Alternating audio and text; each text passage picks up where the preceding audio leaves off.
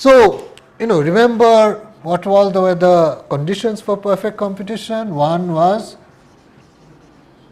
homogeneous product. So, the moment your product is homogeneous, it's sort of similar, the more competition you face. So, one way to avoid competition is therefore product differentiation. Try to make your product somewhat different. Secondly, many buyers and sellers. First, the many sellers part. Obviously, more the number of sellers, the more stronger will be the competition. So, it's better to avoid industries or markets where there are lots of producers. What about the many buyer part? In fact, you would like to avoid the situations where there are a few buyers, because few buyers mean they can bargain strongly with you. Third is, we said, free entry and exit, right?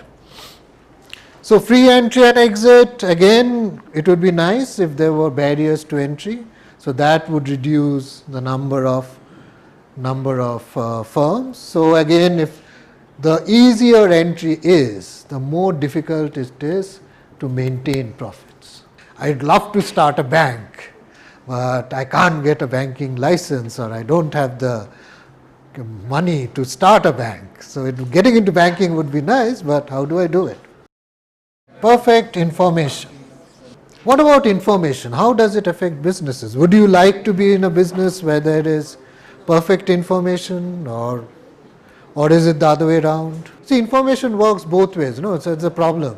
In the sense, it would be nice if you were selling something shoddy, right, and said, okay, now as long as nobody knows that I am selling something shoddy, it would be really good. So then, free information is a problem. Right? Information increases competition, right?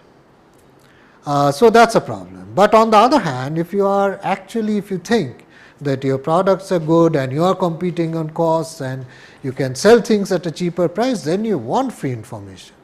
So, how free information works is an interesting issue, whether you want more information or worse information. And sometimes, one of the things which people thought would happen, that with the internet and you have all these price comparison sites and all that, that would lead to lower prices because everybody would know.